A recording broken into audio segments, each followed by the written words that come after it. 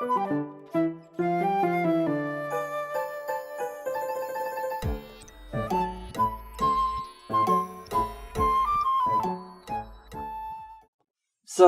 the new year has officially started, which means we have a whole new lineup of shows to look forward to for 2019. But before we break into those, today I would like to take some time and talk about a series from 2018 that I've been enjoying over and over again, and that I believe is the best fanservice anime from last year.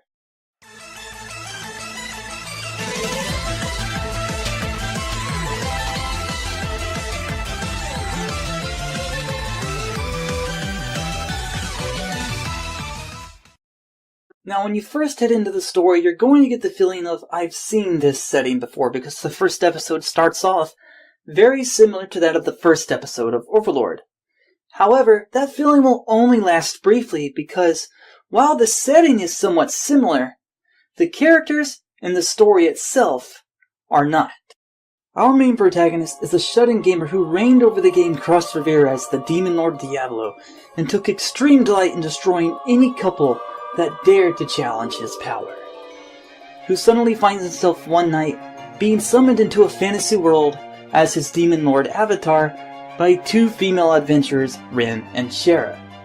However, things take a rather interesting twist, because once the summoning process is completed, the girls find themselves bound by a mysterious spell to be Diablo's slaves.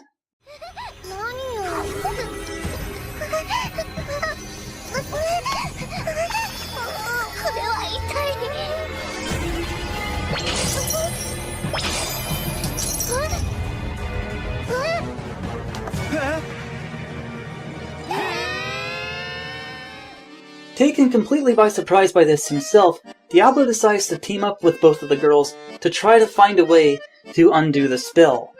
Along the way, meeting some very interesting characters and allowing for some very heated developments to take place. Now, if you're wondering if there's any seriousness in the story, I will tell you that Isekai Maou does have a few serious and touching moments in it. But for the most part, it plays to a more comedic and ecchi tune. Although the battles that go on throughout the series are really good, and I'll break into those more a bit later. Now, when it comes to its ecchi scenes, they're not just thrown in your face like in some other series that are out these days. Now, don't get me wrong, sometimes raw ecchi is a great thing, depending on the context and theme of the story. For example, Testament of Sister New Devil. There is an exception for you. But other times, it can come off really overbearing and cringy, not to mention ruin the plot of a story. But the way Isekai Maou handles its ecchi is pure brilliance. The series makes sure to utilize context as well as each development that goes on throughout the story to introduce just the taste of ecchi, making them feel a lot more natural. Not to mention, they're usually mixed with a good bit of comedy, which makes them a lot more enjoyable to watch rather than cringy. For example, the body pillow scene with Sylvie and Diablo right here. Oh, Diablo-san, やっぱり強いんだね。当たり前だ。僕は魔王ですからね。ディアブロうわ、抱き枕ですね。うわこれは息で使ってますよ。うわそこはダメ。そこはまずいよ。そこは。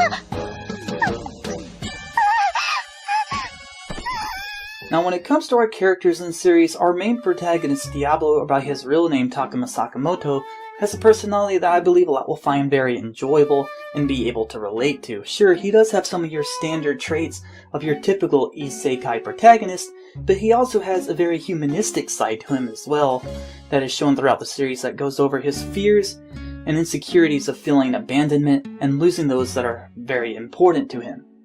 He also has an extremely comical side as well that strongly resembles that of Issei Hyodo from High School DD, which I found incredibly enjoyable and absolutely hilarious. もう作らないの？いや、作るが。セラよ、よく見ておくがいい。見てる。俺も見てる。ブルンブルンだ。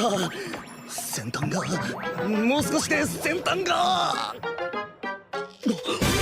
すんげえな熟練調合師魔王として当然の結果 Now, when it comes to our girls, I'd have to say that out of the main two, my favorite would have to be Rim, because she seems to be the more level-headed one out of the group. Now, don't get me wrong, Shira has her moments in the series as well, but most of the time her personality is more of the ditzy type. Plus, she has a brother that strongly reminds me of an antagonist from SAO that I loathe with a passion. I also found myself being extremely fond of Elder Guard throughout the series. The only thing is that Elder Guard really didn't get that much screen time, which is a shame, because the way she speaks is absolutely adorable. 笑われるのは嫌い。 As far as the character designs and animation goes in the series, I was very pleased with the amount of work that was put into our main characters. A good bit of detail work was put into their designs, and it really shows up well in all of the close-up shots. Now, this isn't to say that their designs were perfect, because we've all seen better design work, I'm sure.